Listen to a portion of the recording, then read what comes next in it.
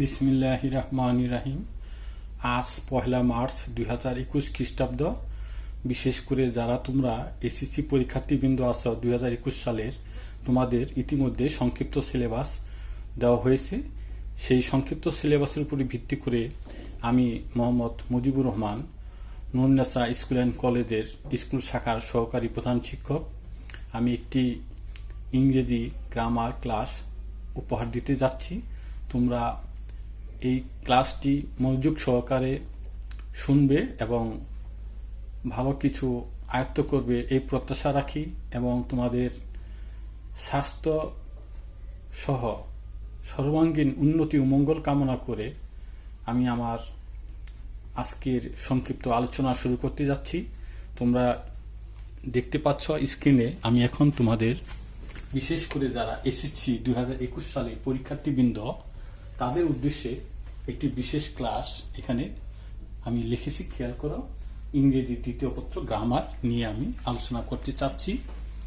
এখন আমার আলোচনার বিষয়টি হচ্ছে চেঞ্জিং সেন্টেন্স, যা সংক্ষিপ্ত সিলেবাসে বা সংশোধিত সিলেবাসে ইংরেজি দ্বিতীয় পত্রে গ্রামার চেঞ্জিং সেন্টেন্স তোমাদের দেওয়া হয়েছে। সেই আলোকে আমি তোমাদের সংক্ষেপে সহজ পদ্ধতিতে কিছু আলোচনা উপহার দিতে যাচ্ছি। তোমরা প্রস্তুত হয়ে তোমরা একটু মনোযোগ সহকারে এই ক্লাসটা গ্রহণ করবে, আমি এই আশাবাদ ব্যক্ত করছি। তাহলে এসো আমরা আমাদের আলোচনা দীর্ঘ না করে আমরা আলোচনা শুরু করতে যাচ্ছি।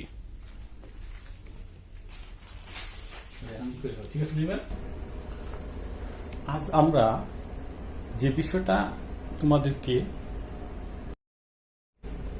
সুপ্রিয় শিক্ষার্থীবৃন্দ, আজ আমি তোমাদের ইংরেজি দ্বিতীয় পত্র গ্রামারের যে বিষয়টি নিয়ে আলোচনা করতে যাচ্ছি তা হচ্ছে চেঞ্জিং সেন্টেন্স, যা তোমাদের সংশোধিত সংক্ষিপ্ত সিলেবাসে দেওয়া হয়েছে।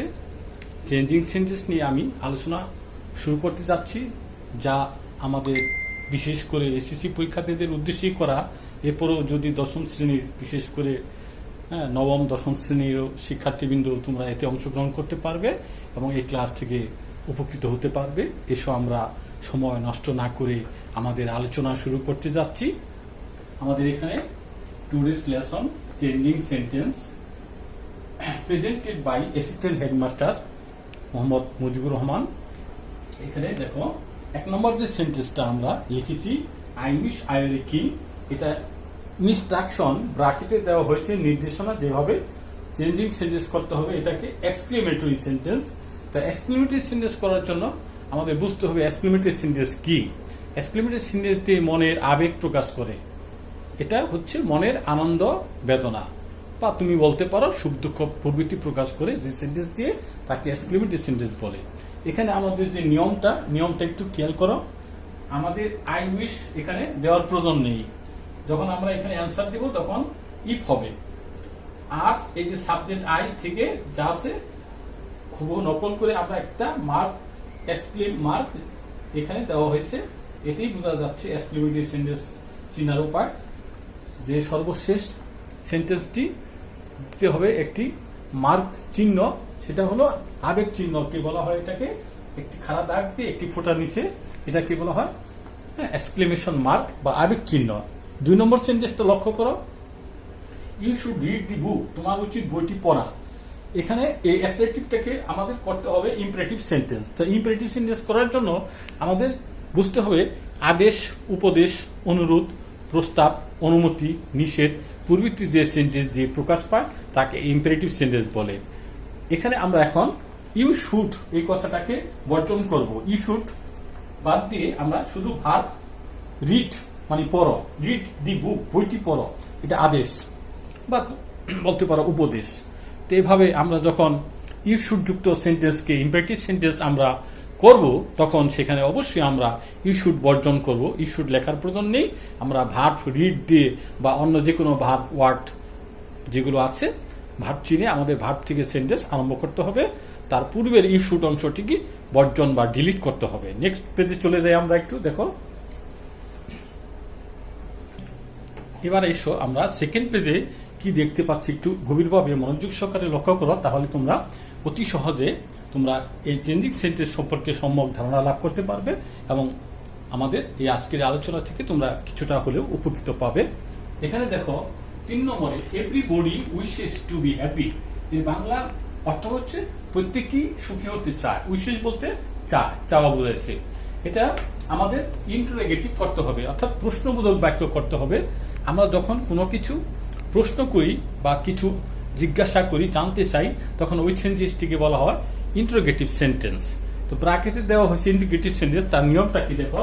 এখানে আমাদের এভরিবডি এই কথাটা বর্জন করতে হবে, এখানে বসবে হু ডাজন্ট। এভরিবডি কথাটাকে আমাদের তুলে দিতে হবে, এভরিবডি কথাটাকে তুলে দিতে হবে, সেখানে বসবে কি হু ডাজন্ট বা ডাজ নট। তো আধুনিক নিয়মে ডাজন্ট উচ্চারণ করাই ভালো। তো হু ডাজন্ট, এখানে উইশেস আমাদের দরকার নাই, ইয়েস যুক্ত করার দরকার নাই।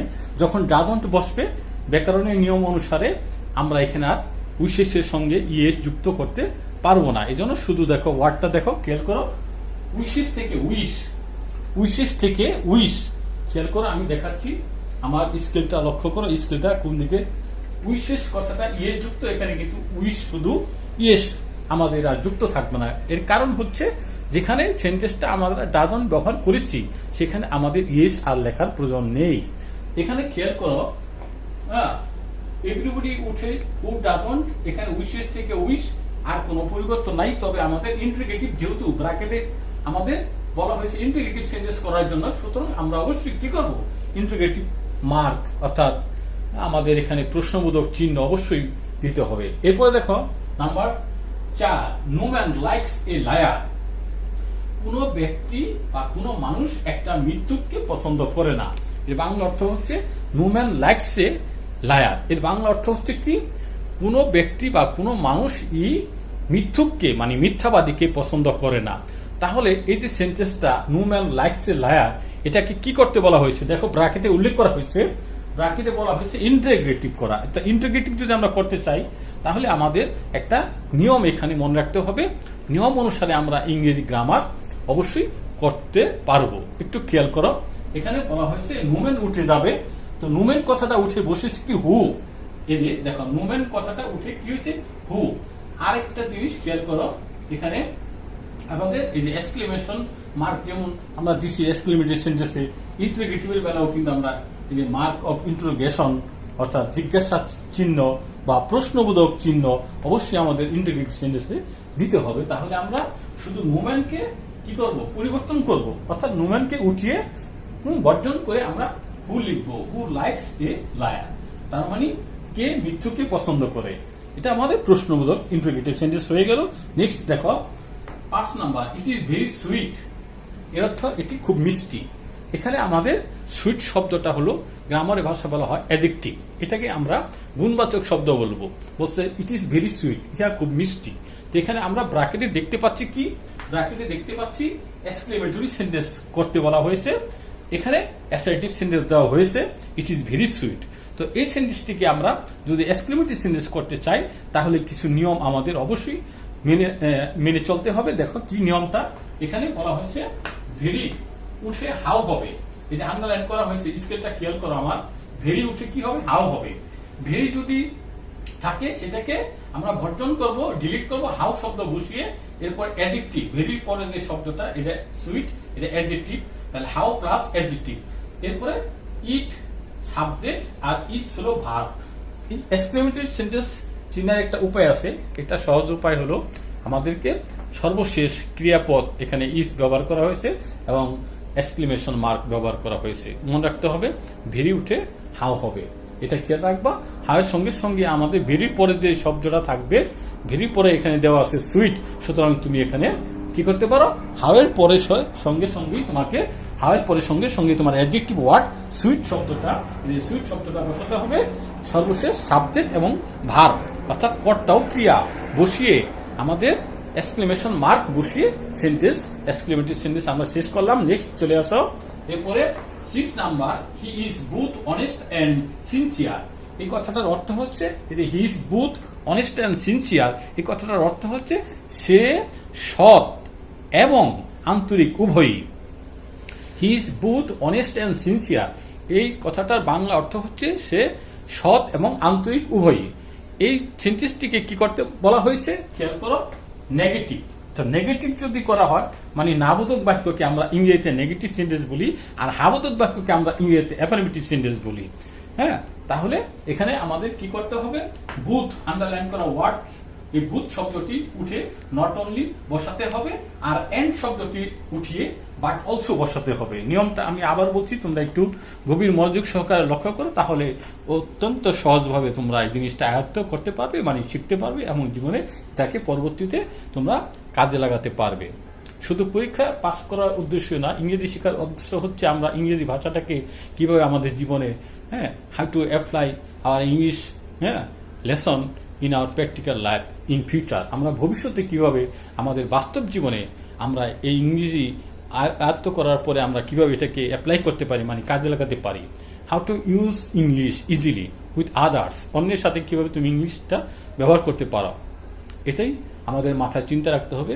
এখানে আমাদের নিয়মটা হলো বুথ শব্দটি উঠে নট অনলি বসবে, আর এন্ড শব্দটি উঠে বাট অলসো বসবে। আমি আবার দ্বিতীয়বার আবার বলেছি, তুমি একটু খেয়াল করো। এখানে আসলে বুথ শব্দটি, আমার স্কেলটা খেয়াল করো, স্কেলটার মধ্যে আন্ডারলাইন করা বুথ ওয়ার্ডটা আছে, এখানে উঠে পরিবর্তন করছি, নট অনলি বসিয়ে দিতে হবে। আবার এন্ড আছে, এই আন্ডারলাইন করা ওয়ার্ড এন্ড শব্দটি উঠিয়ে বাট অলসো ব্যবহার করতে হবে। তো আমাদের মনে রাখতে হবে যে সেন্টেন্সটা আমাদের নেগেটিভ করতে বলা হবে, বুথ থাকলে নট অনলি, এন্ড থাকলে বাট অলসো। এটা আমাদের মাথায় রাখতে হবে যে বুথ থাকলে নেগেটিভের বেলা নট অনলি হবে, আর এন্ড শব্দটা উঠে বাট অলসো ব্যবহার করতে হবে। তাহলে আমরা নিয়ম অনুসারে নেগেটিভ সেন্টেন্স তৈরি করতে পারবো। এখন তাহলে বলছে he is not only honest, সে শুধু সৎই নয়, বাট অলসো সিনসিয়ার, আন্তরিকও বটে। সে শুধু সৎই নয়, আন্তরিকও বটে। এর অর্থ হচ্ছে সে শুধু সৎই নয়, হ্যাঁ, আন্তরিকও, কিন্তু সে আন্তরিকও, দুটাই তার গুণ। সে সৎ অনেস্ট, এটা একটা তার গুণ। তার দ্বিতীয় গুণ কি, সে সিনসিয়ার, আন্তরিক। তো আমরা, হ্যাঁ, যে জিনিসটা এখন শিখলাম সেটা হলো বুথযুক্ত এবং এন্ড যুক্ত এই দুইটা ওয়ার্ডকে নেগেটিভ করার ক্ষেত্রে প্রথমে বুথ উঠে যাবে, নট অনলি বসবে, দ্বিতীয়ত এন্ড উঠে যাবে, বাট অলসো বসবে। এরপরে দেখো আমাদের হেলথ ইজ ওয়েলথ, 7 নম্বর সেন্টেন্সে একটা চিরসত্য কথা, স্বাস্থ্যই সম্পদ। হ্যাঁ, ইংলিশে বলা হয় হেলথ ইজ ওয়েলথ। এই যে ইংলিশে আমরা একটা কথা বললাম হেলথ ইজ ওয়েলথ, এই কথাটা কিন্তু ইউনিভার্সাল ট্রুথ। এই কথাটা অবশ্যই ইউনিভার্সাল ট্রুথ, মানে কি, চিরসত্য। চিরসত্য বলতে আমরা বুঝি, হ্যাঁ, এই কথাটা চিরদিনের জন্য সত্য।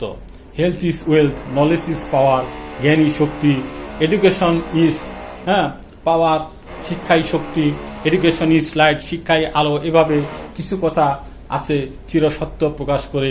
ইজযুক্ত ভার্ব, টু বি ভার্ব ইজযুক্ত। এই সেন্টেন্সগুলোতে যখন আমরা ইন্টারোগেটিভ করব তখন অবশ্যই আমরা ইজন্ট সর্বাগ্রে সর্বপ্রথম সেন্টেন্স শুরু করব ইজন্ট দিয়ে। কেননা মনে রাখতে হবে একটা নিয়ম অবশ্যই তোমাদের এখানে আমি তুলে ধরছি, সেই নিয়মটা কি একটু খেয়াল করো। আমরা যখন চিরসত্য কোনো সেন্টেন্সকে আমরা ইন্টারোগেটিভ করতে চাই, সেক্ষেত্রে আমাদের মাথায় মনে রাখতে হবে যে ইজন্ট যুক্ত করতে হবে। সর্বপ্রথম সেন্টেন্স শুরুই করতে হবে ইজন্ট দিয়ে, সর্বপ্রথম সেন্টেন্স শুরুই করতে হবে ইজন্ট দিয়ে। তাই আমরা এখানে বুঝিয়ে দিচ্ছি যে হেলথ ইজ ওয়েলথ নেগেটিভ করার জন্য, এই যে স্বাস্থ্যই সম্পদ চিরসত্য বাক্য নেগেটিভ করার জন্য সর্বপ্রথম ইজকে আমরা কাজে লাগাচ্ছি নট যুক্ত করে সংক্ষেপে। এটার উচ্চারণ হচ্ছে, হ্যাঁ, ইজ আর নট আমরা সংক্ষিপ্ত যদি উচ্চারণ করি তাহলে আসবে ইজন্ট। এভাবে আমরা সর্বপ্রথম কি বসাবো, ইজন্ট বসাবো, হ্যাঁ, ইজন্ট।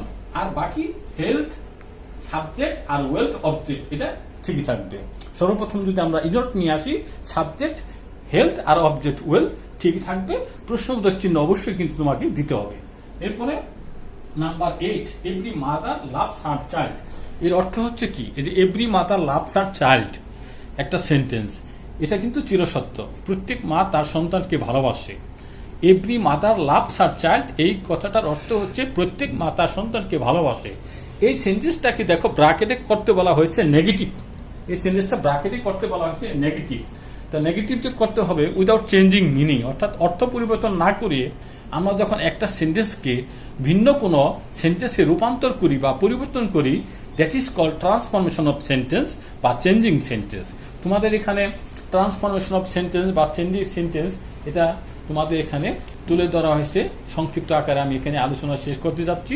সর্বশেষ যে চেঞ্জেসটা একটু খেয়াল করো, এখানে এভরি মাদার এই কথাটা পরিবর্তন করে বলা হয়েছে দেয়ার ইজ নো মাদার। এটাই নিয়ম। এভরি যুক্ত যদি থাকে তাহলে আমাদের দেয়ার ইজ নো দিয়ে সেন্টেন্স নেগেটিভ করতে হবে। তোমরা আবার খেয়াল করো, আবার লক্ষ্য করো আমি কি বোঝাতে চাচ্ছি। যদি এভরি যুক্ত থাকে, এখানে আছে every mother, every plus noun, তো এভরি কথাটা উঠে যাবে। এভরি কথাটা উঠে গিয়ে কি হচ্ছে, দেয়ার ইজ নো। এটাই ফর্মুলা, স্ট্রাকচার এবং সূত্র, দেয়ার ইজ নো। আবার বলছে নাউন মাদার, এখানে আবার মাঝখানে আমাদের হু ডাজন্ট ব্যবহার করতে হবে।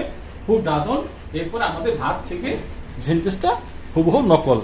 হ্যাঁ, এখানে তাহলে সূত্র হলো এভরি যুক্ত সেন্টেন্সকে নেগেটিভ করতে হলে দেয়ার ইজ নো বসাতে হবে, নাউন বসাতে হবে, মাঝখানে আমাদের বসাতে হবে হু ডাজন্ট প্লাস ভার্ব। তো হু ডাজন্ট এখানে, হ্যাঁ, লাভটা হলো আমাদের ভার্ব। তো আজকের আলোচনা এখানেই শেষ। আমাদের আজকের যে আলোচনা এখানে আর লম্বা করতে চাচ্ছি না। তোমরা পরবর্তীতে আমার ক্লাসের অপেক্ষা থাকবে এবং আমার জন্য দোয়া করবে। আমিও তোমাদের সকল শিক্ষার্থীর জন্য দোয়া করছি এবং তোমাদের সুস্বাস্থ্য, সুন্দর ও সুখ সমৃদ্ধ জীবন কামনা করছি। আল্লাহ হাফেজ, সবাইকে ধন্যবাদ। আসসালামু আলাইকুম।